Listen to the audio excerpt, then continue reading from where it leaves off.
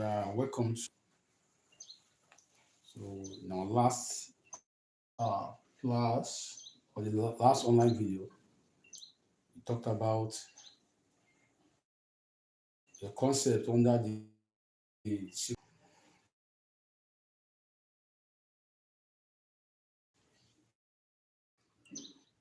of sequence, which is known as convergent sequence. So when we say convergent sequence, it is independent of the banded sequence. Though literally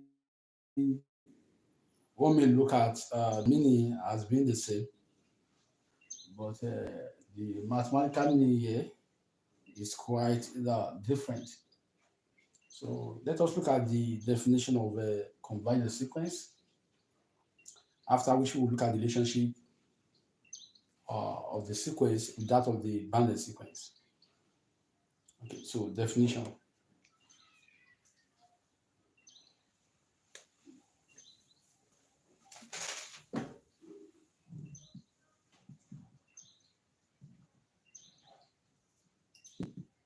So a sequence xn is said to converge, okay, to a number L if for given epsilon greater than 0, there exists n such that xn minus L is less than epsilon, okay, whenever n is greater than n of epsilon. Okay, so here what we are discussing here is to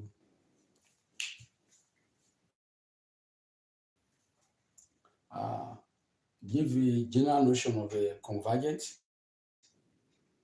We say that a sequence is convergent to a number L if we are given a choice of a number epsilon. Here, the choice of this number is very small, depending on the accuracy we want for this condition. There exists n of epsilon such that the difference between the sequence and its limit is less than the choice of the number we have chosen.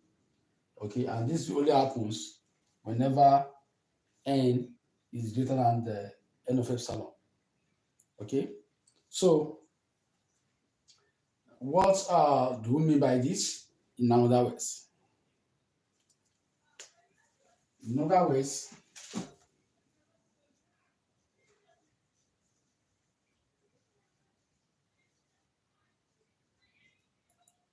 a sequence xn is said to converge to L if the limit of xn as n goes to infinity is equal to L. Okay, so here is another literal meaning of convergent sequence.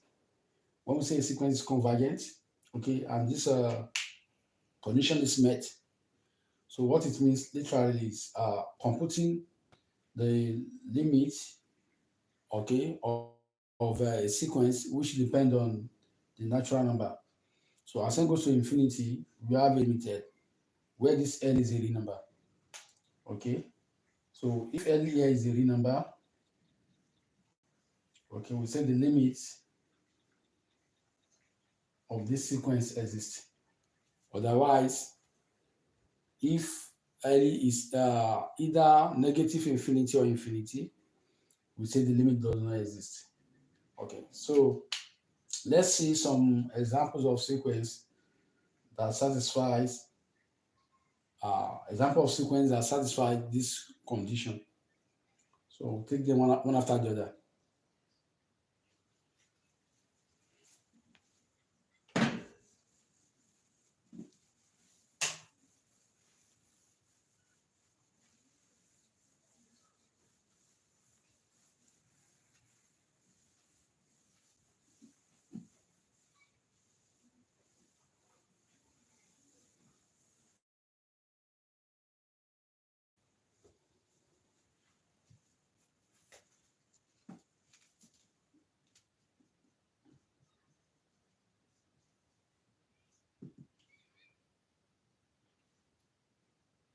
So for example,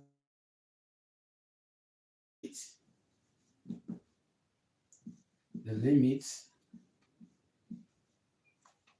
of a particular sequence,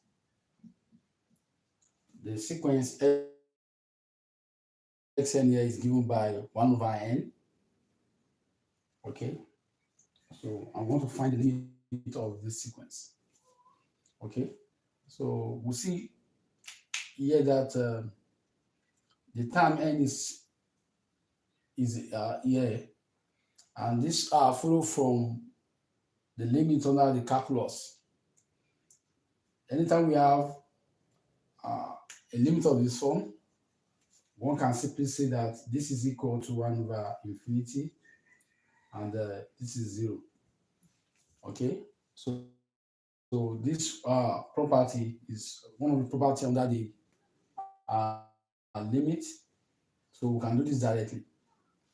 So here we see that the limit of this sequence is is 0, which is L. Okay, so we can therefore say that 1 over n goes to 0 as n goes to infinity. Okay, so using the first definition of sequence we have above, one can say that the sequence xn minus L is equal to the sequence 1 over n, as we have it earlier. Of course, L here is 0. Okay, and then we can now give a particular number epsilon. Okay, and here we'll see that when we find the difference here, this is what we have.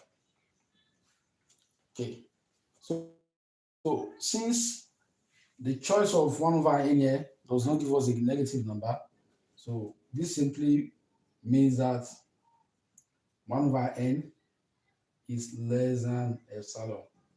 Okay, so for us to now know the choice of epsilon to choose, okay, we can make n a formula here so that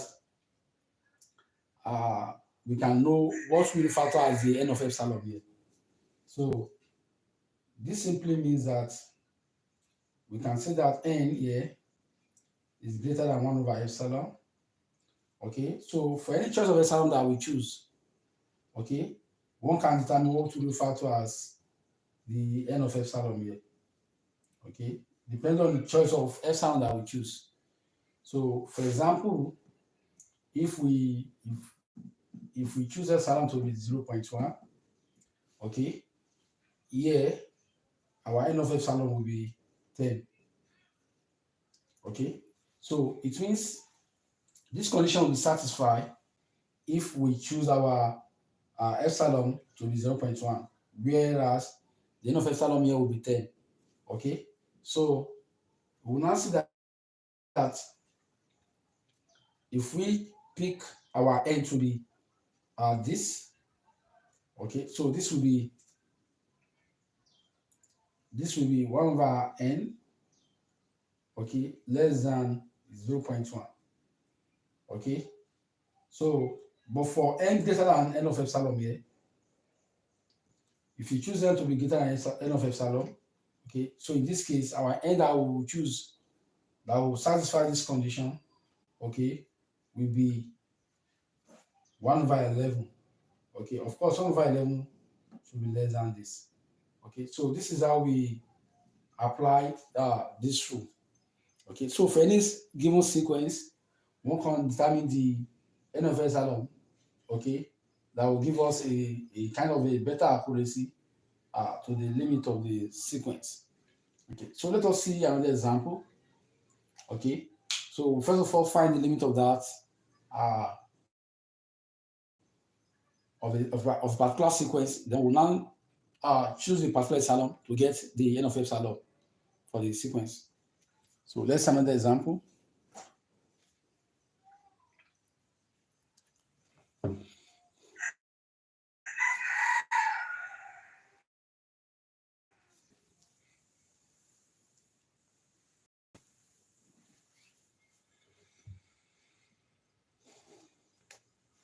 So if you have to evaluate the limit as n goes to infinity, 3n over n plus 2. Okay, here again we have this. Okay, I want to determine the limit of the sequence. And again, bring this notion under the definition of convergent sequence. Okay, we're given a particular epsilon so that one can choose the n of epsilon. Okay, the n of epsilon is a particular n where the condition of convergence is met. Okay, so let's see this.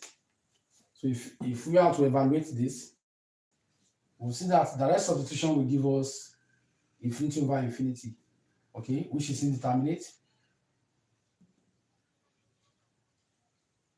Okay, this by direct substitution, okay, we have infinity over infinity, which is indeterminate. So if we will now redefine this, this becomes the limit as n goes to infinity. Okay, so we divide every term of the sequence by the n with the n with the highest power. This will be 3 over 1 plus 2 over n. Okay, what we have done is to divide each term of this sequence, okay, by n. Okay, we divide this by n, we divide this by n, we divide this by n. Okay, so if we now apply this limit, okay, we have that the limit of 3 as n goes to infinity is 3, because limit of a constant is constant. Okay, so the limit of 1 is 1, and the limit of 2 over n is 0. Okay, so the limit of this sequence is 3. Okay, so what we are seeing in a sense is that 3n over n plus 2 goes to 3, okay, as n goes to infinity. Okay, so literally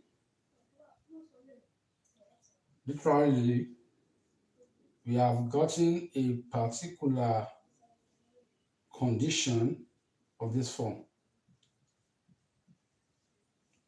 Okay, so we now have a particular epsilon. Okay, so depending on the choice of epsilon, okay, one will be able to determine the choice of n and make the condition here to hold. Okay, so suppose we choose our epsilon to be or let us redefine this so that one can get a particular n straight away. Okay, so this will be n plus 2. Okay, that is the SM terms, because this 3 years over is upon 1. Okay, so here we have 3n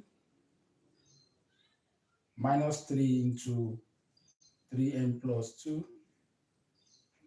Okay, and of course we have the absolute value here, and this further gives uh 2. Okay, this gives 6 1 over n plus 2 less than epsilon. Okay, so if you open the bracket here, okay, once we see that 3n removes 3n, then minus 3n multiplied by 2, that will be negative 6. So if we take the absolute value of that, we have 6 over this. Okay, so a particular n of epsilon will now be that, yeah, let's try to make the NA formula here. Okay, if we do that, a particular n of epsilon will be yeah, an n. Okay, okay, let's rub here so that we can see that clearly.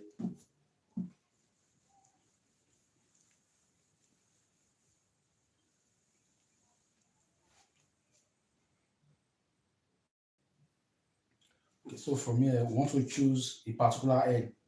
Okay, that will give us the uh, so if we cross multiply here, okay, what we are trying to do is to make any formula. Okay, so this will be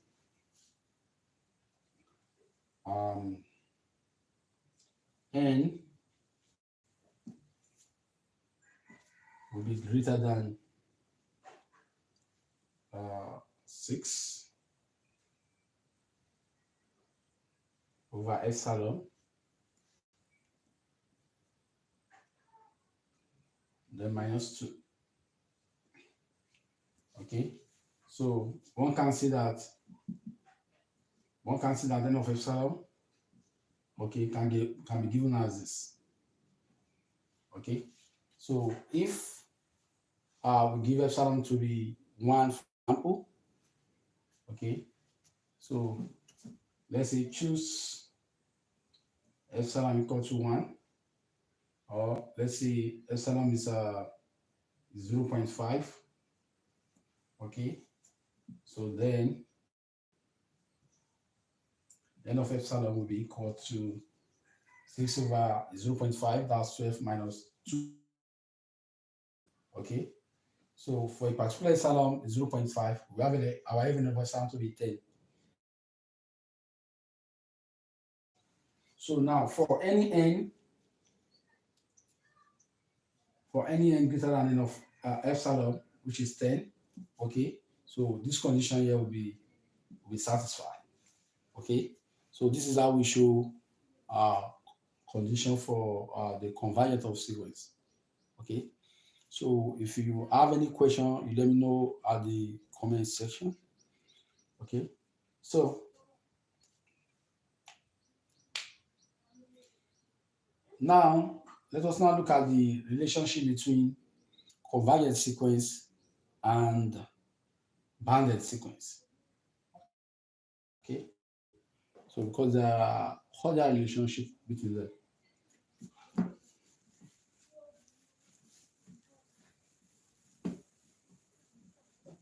So the first thing we discuss under that relationship is to bring it up as a theorem. Theorem. Here we say that every convergent sequence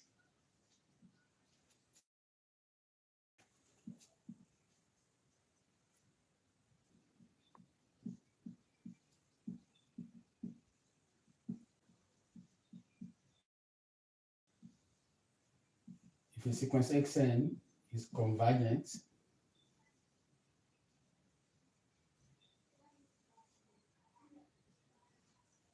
then it is a bounded sequence.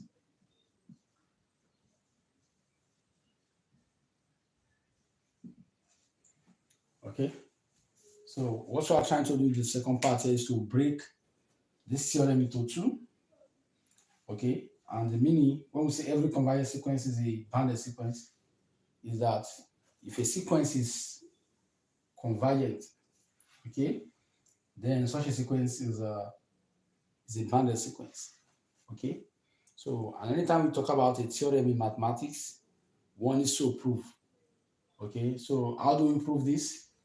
Is to first assume the antecedent of the theorem here. The antecedent says that if a sequence is convergent, and then we'll now conclude in the proof that such a sequence will be bounded. Okay, so let's see the proof.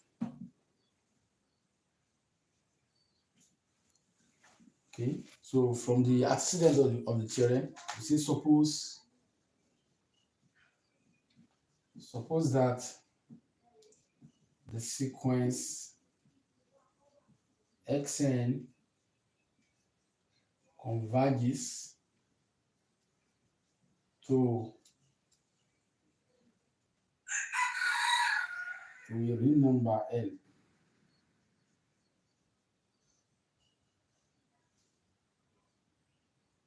Okay, so here we have okay, make mention of something here. So by definition of convergent,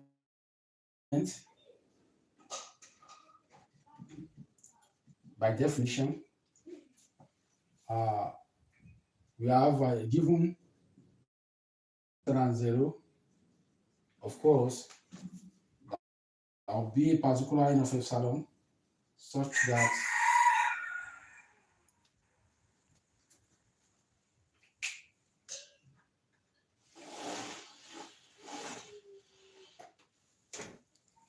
there will be a particular epsilon such that xn minus L, okay, will be less than epsilon for n greater than n of epsilon.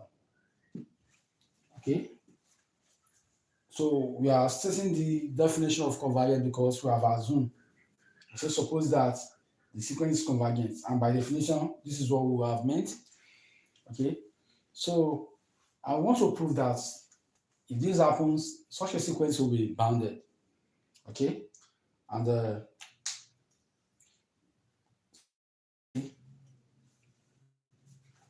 now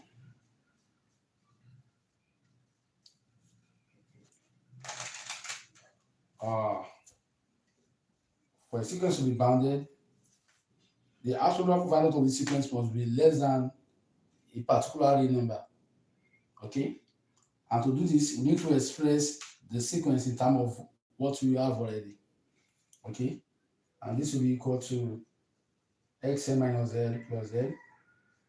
Okay, all we are trying to do is to introduce a trivial term. Okay, minus L plus L.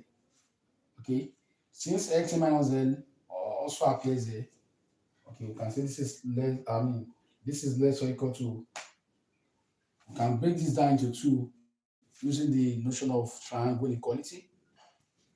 And this gives xn minus L plus L, okay? And by the definition we have here, that xn minus L is less than epsilon. Okay, so this gives epsilon plus,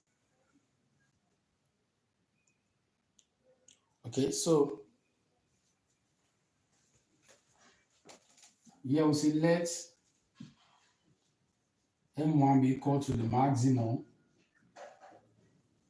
of x1, x2 up to n of epsilon. Okay, here we say for n greater than for n less than or equal to n of epsilon. Okay. The maximum of this sequence, okay, for when n is less or equal to the n of epsilon. Okay, and also we want to let n to be the maximum between m1 and epsilon plus absolute value of L here. Okay, so if you have done this, you have taken care of all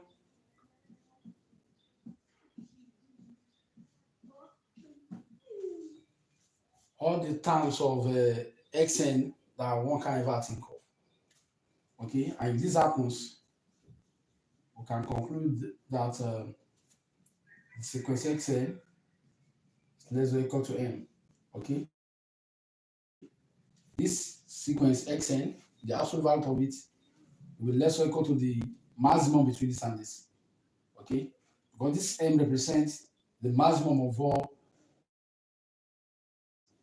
Okay, so and this condition will hold for each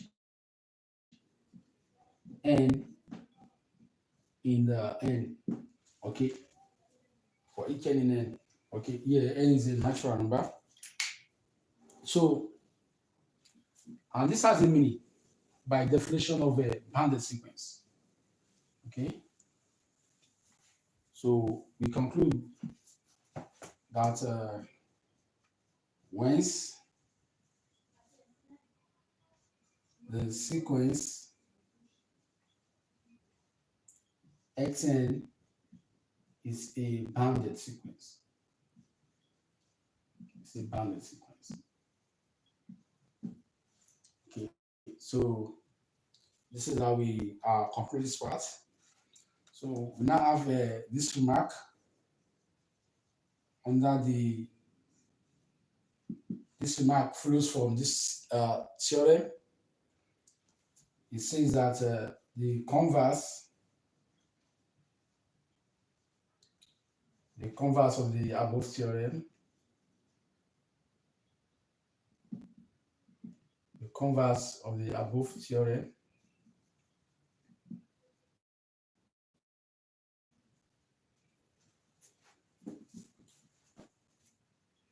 is false. Okay, that is, we cannot reverse the statement of that theorem. Okay, we cannot reverse it. Okay, that is, uh, every bounded sequence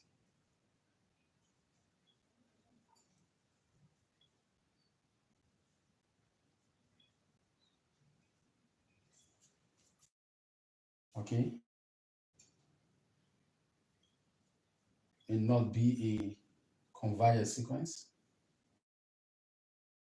Okay, but the information about their convergence, okay, or the condition for convergence does not hold for such a. So we'll give a counter example to justify this. So what we are saying here is that we cannot reverse the statement of that theorem and say that every bounded sequence is a convergent sequence. So they may not hold. They may not hold. And the reason is that there are many bounded sequences that are not convergent. So you will recall in our previous classes that when we say bounded sequence, a bounded sequence is a sequence that is bounded below and above. Okay, it has a starting point and it has an end point.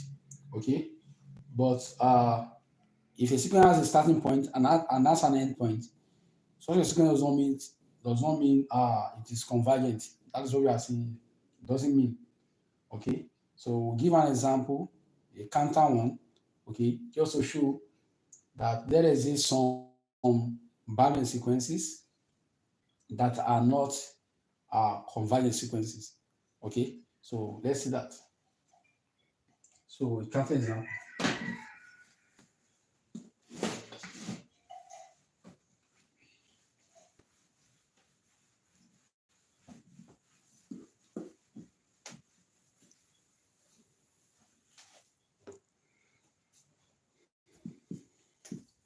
So the sequence,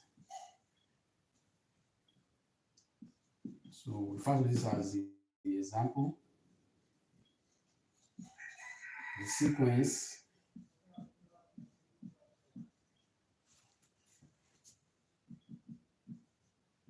okay, to view some of the elements of the sequence, when n is 1, we have -1. When n is 2, we have this. We have -1, we have this. So this continues up to infinity. Okay, the sequence is obviously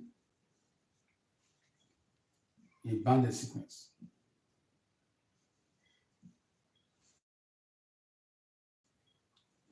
It's a bounded sequence. Okay, because the entire sequence there is defined. This entire sequence is defined in the interval -1 to 1. Okay. However, okay, this sequence is bounded below by -1 and above by 1. However, it is not a convergent sequence.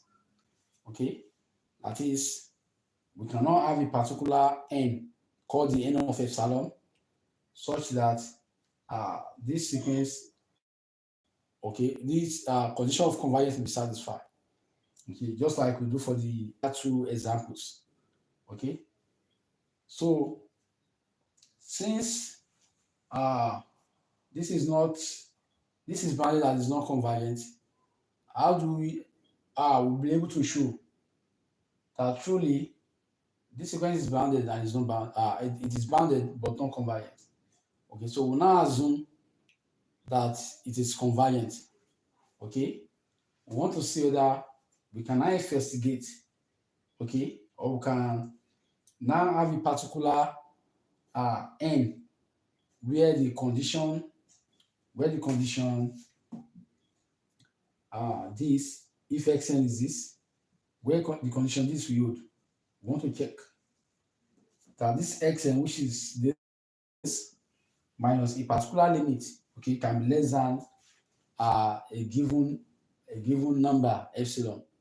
We want to see, okay, and the only way to do that is to assume that the sequence is convergent.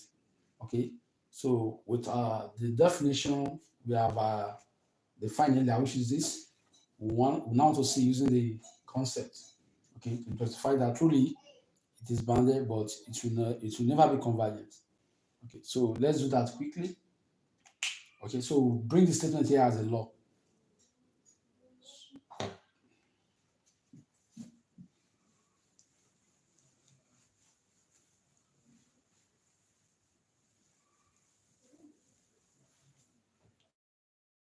So I'm bringing this up as a proposition. So the sequence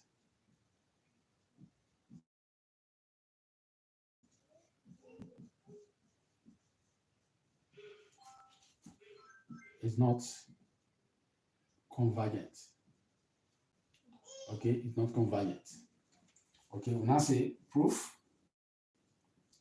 So we want to prove this by contradiction. We say assume that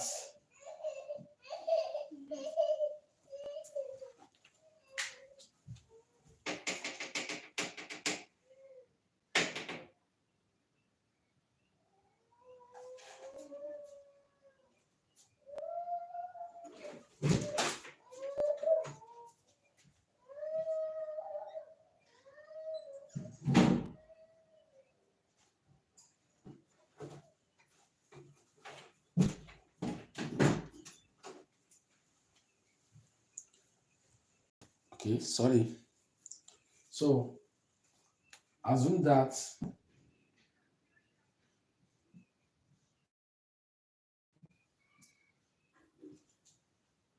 this sequence converges to L. Okay, we are assuming a limit for this sequence. Okay, now say for given epsilon greater than 0, there exists n of epsilon such that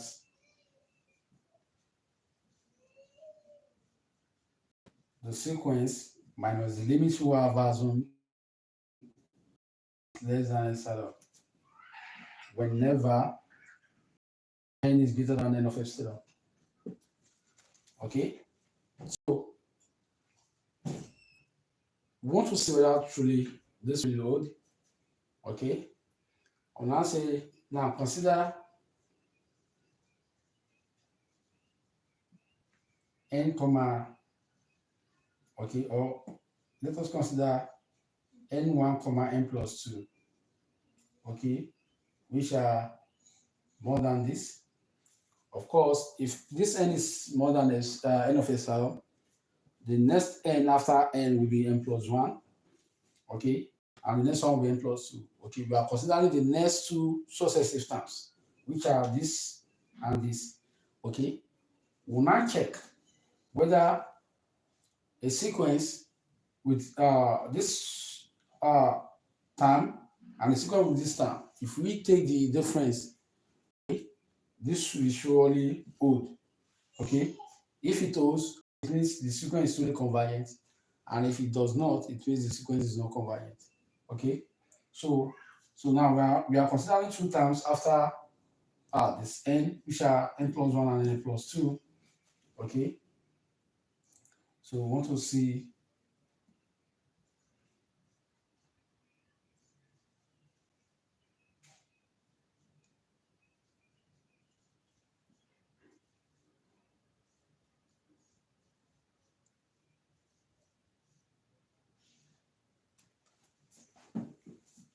Okay, so these are two terms after this.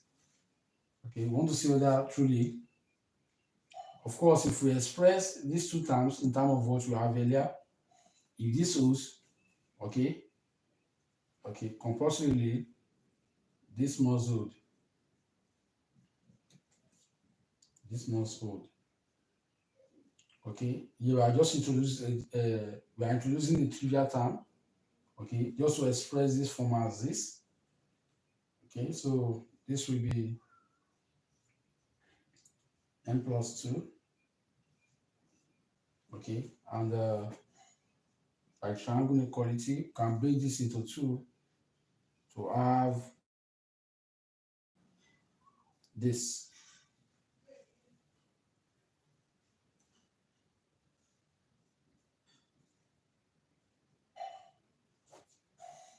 So, and this is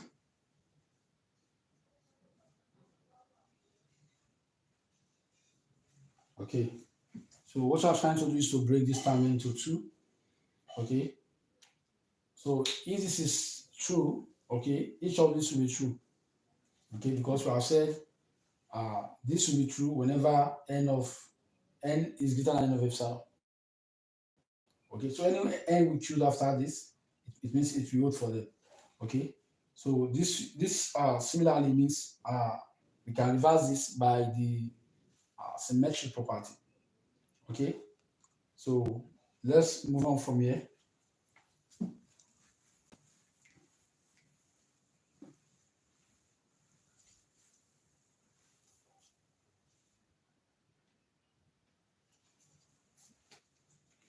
So from what we have here, this gives epsilon, okay, and this will also be an epsilon. Okay, you can see this is a 2 epsilon. What you are seeing in the sense is what we have just rubbed here. Okay, what is here? Okay, that is this minus 1 raised to the power of n plus 1. Okay, minus l, or minus 1 raised to the power of n plus 2. Okay, what we are seeing in essence is that this is 2 epsilon. Okay, but we want to say that what we have here is not less than 2 of epsilon. Okay, but what we have here says this is minus 1 raised to the power of n plus 1. Okay, and minus 1 raised to the power of n plus 2. Okay, this is equal to 2 for each n. Okay, so when we are proving this, we have this to be we are having this to be less than 2 epsilon, but in the actual sense, for find that, for example, if n is 1, okay, if you find the difference, we have 2. When n is 2, if we find the difference, we have also 2. Okay, so let's check one of them. When n is 1, this will be minus 1 raised to the power of 1 plus 1, that is 2. Minus 1 raised to the power of 2, that is 1. Minus 1 raised to the power of 3. That will give us negative 1 here. So negative will be what? 1. So 1 plus 1 gives us 2. So when n is 2, we also have 2. When n is 3, we have 2. So these two statements are contradiction.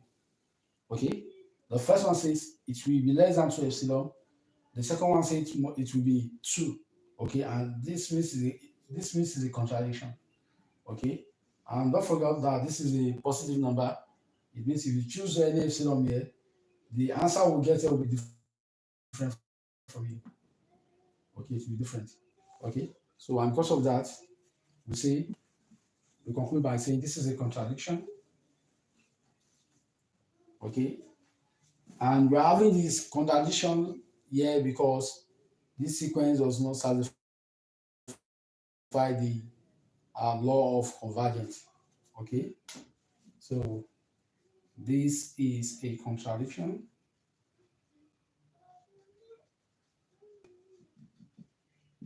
So therefore,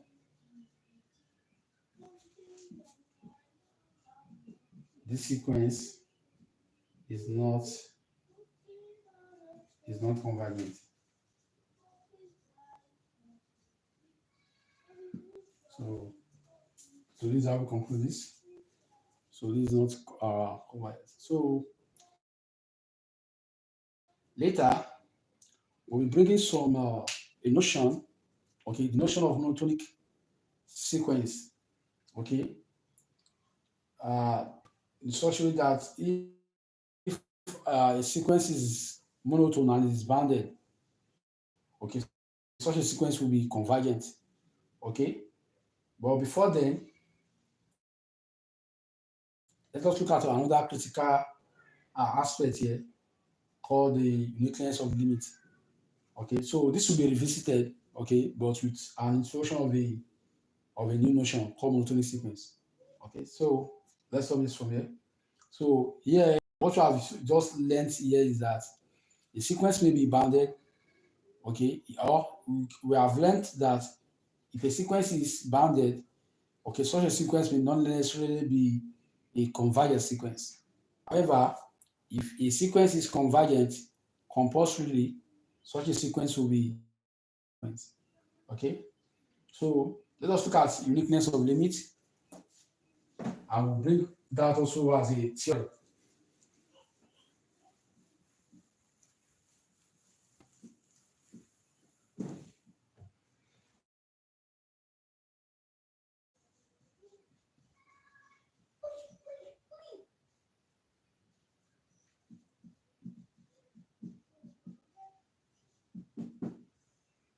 So theorem. So if a sequence xn, if a sequence xn converges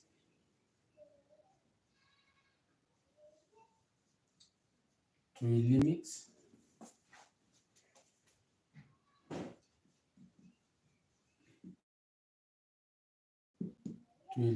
L, okay, then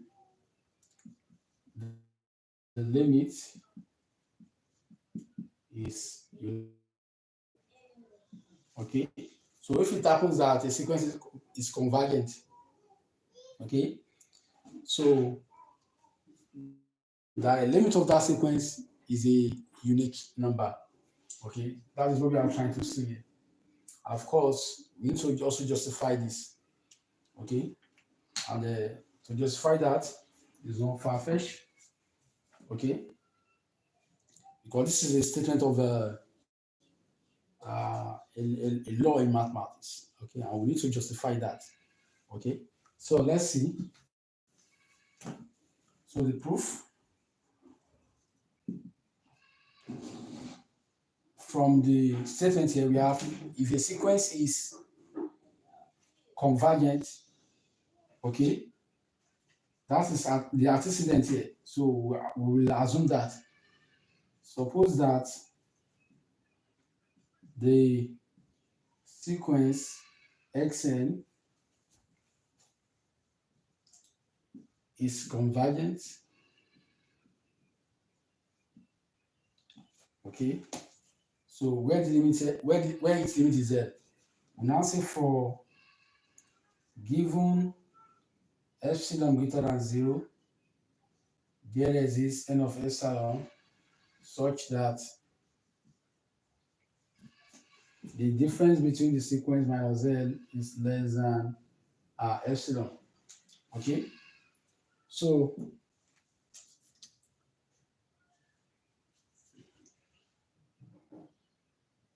okay, so now assume that the limit L is not unique. Okay, assume that the limit L is not unique. It means assume we have two limits for the sequence. Okay, so we are trying to justify this. Okay, using the proof by contradiction. Okay, and how do we do that is to assume that the limit is true. Okay, and at the end we'll see that we'll justify whether that will be true. So if that is not true, then we'll go by the law of the theorem. Okay, so assume that the limit L is not unique. Okay, we now say let L1, at least we are assuming two limits for the sequence now. Let L1 and L2 be two limits of xn. Okay, so by the definition we have had earlier, so by definition, we can define the this notion for the two. Okay, that is what you are saying is that this sequence converges to L1, and at the same time it's also converges to L2. We want to see whether that is true. Okay, we want to see whether that is true or that will be true. Okay, so let's see the proof.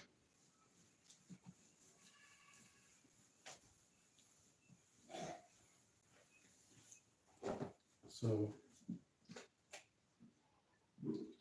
we say for given epsilon greater than 0, there exists n1 of epsilon and n2 of epsilon such that we state the law for each of these for each of the limits. Okay, so here this will be for when n is greater than n1 of epsilon, and again xn minus L2 will be less than epsilon over 2 for n greater than n2 of epsilon. Okay, so let n of epsilon be the maximum, okay, of these two.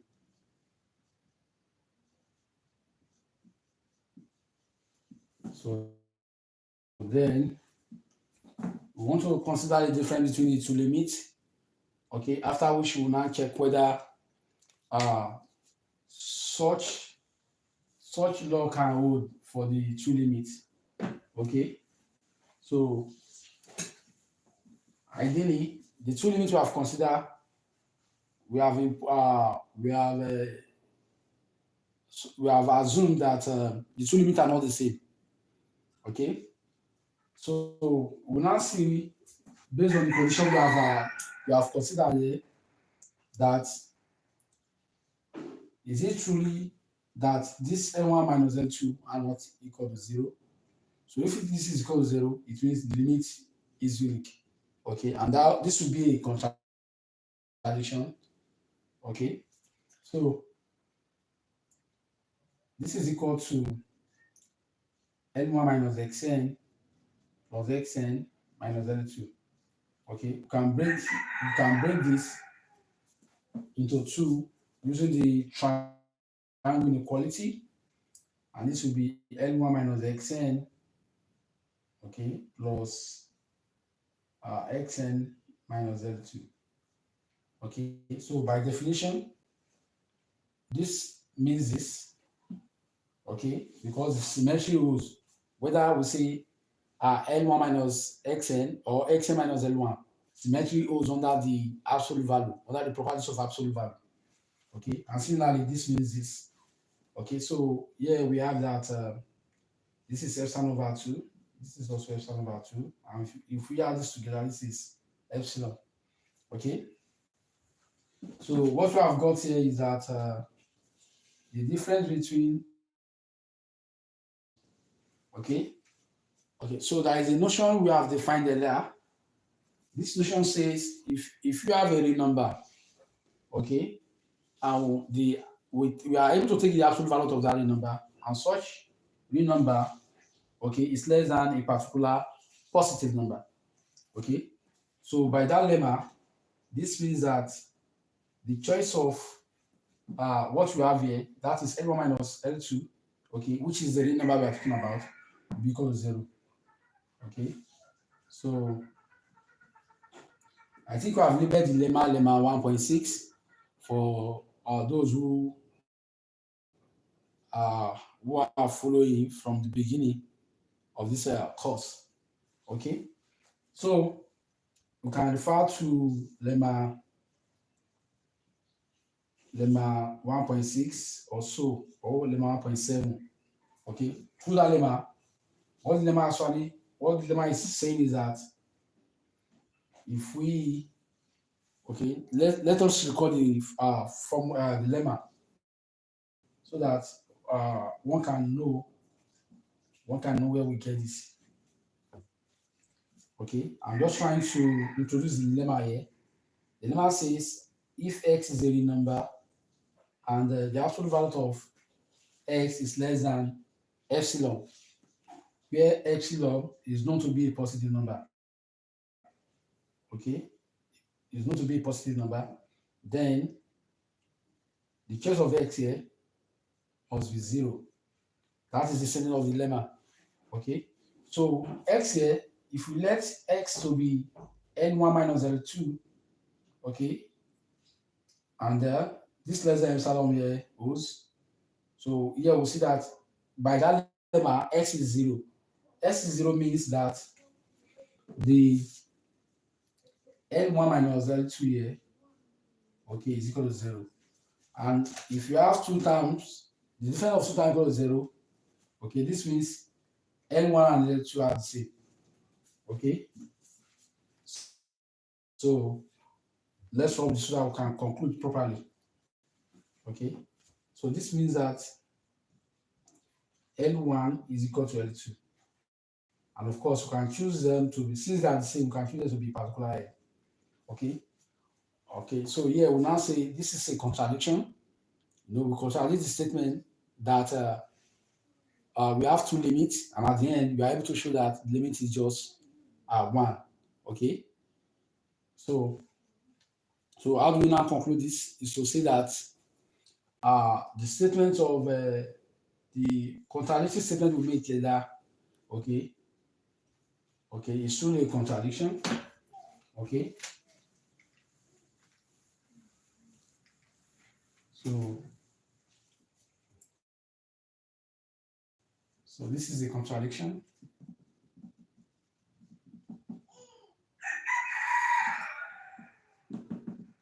So we now conclude that hence the limit L is unique. Okay, we have assumed them to be true, and at the end we show that those two limits are the same based on the argument we have posed earlier. Okay, so this is also another concept, a very vital concept under the convergent sequence. Okay, so what should follow now is the properties of sequences or operations of sequences. Okay, but this will be discussed in the next class. Okay, because we have about 8 or more properties under the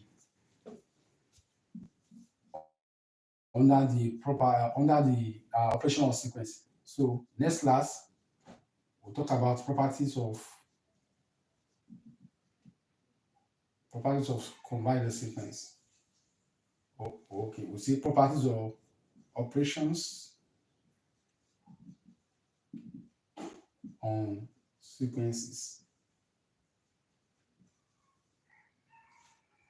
Okay, so this will be our next topic, and after that we'll talk about another notion called the Newton sequence.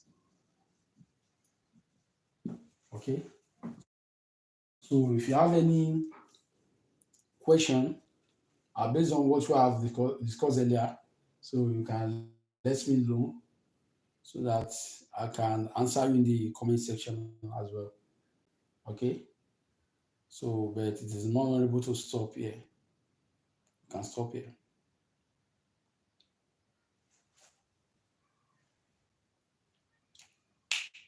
So is there any question? Let me take one or two before we leave. You can comment. I think we only have few people around. Okay, so comment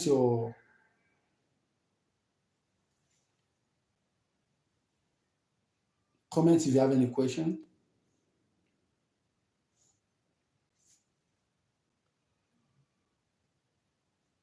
So no question. So next class we'll be looking at operation on sequences and then the notion of Newton sequences. Okay, so until then, so we'll say bye for now.